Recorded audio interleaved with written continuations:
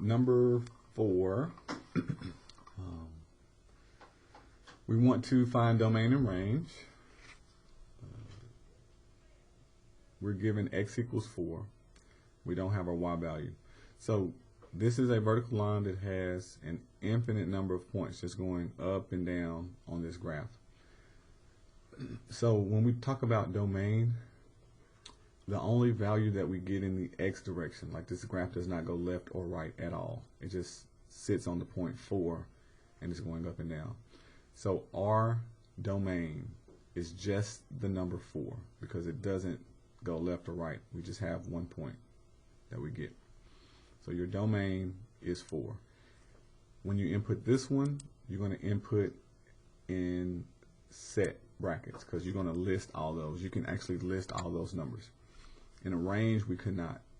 I mean, when we do like interval notation, if we have a bunch of numbers, a connected line between points, we can't list them all, so we do interval.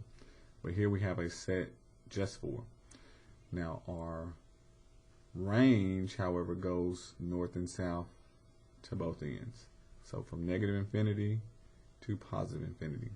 So just to shorthand that, we're going to use the real numbers. Sorry. In the range, we're going to do all real numbers. So this is our domain and range. We just get the point 4 because this graph does not go left or right. And then in the domain range section, in the range, we go all the way north and south. All right, and then we want to determine, is this a function? So it would not be a function because we have this line here, and I can pick any 2 points. Like this, there's an infinite number of points that we're going through, but I can pick any 2, and I'm going to get 4 as the x value, and then some other number as the y. Since I'm below, I will get 4 and some negative value. And it doesn't matter what I pick because it's going through all of them. So this is not a function. And then the order pair I will pick, let's just say 4, 1, and 4, negative 1.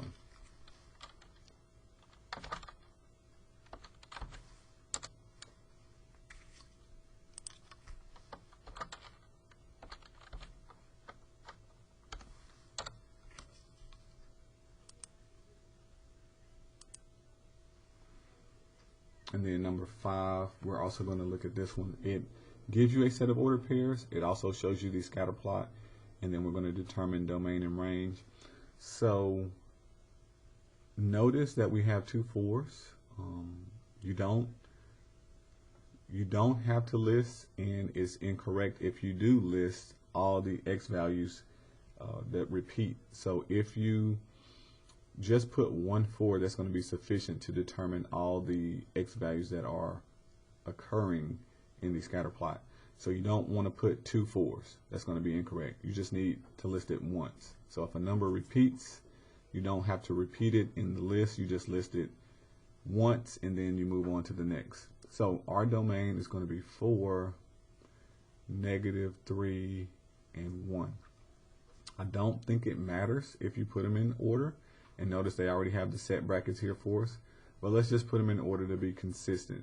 So negative 3 is the farthest point to the left, and then we don't have a connected line, and then we get positive 1 and then positive 4.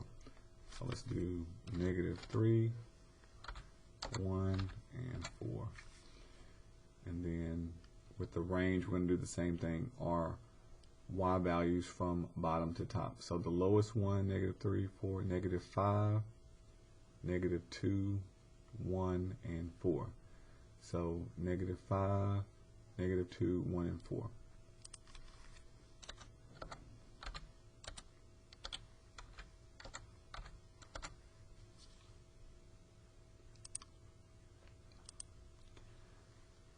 And then part 2, we want to determine if it's a function. So if I drew vertical lines through these dots, I would hit 2 dots on this vertical line. So at x equals 4, which we can see it repeated, we get 2 different y outputs for the same input. So this is not a function.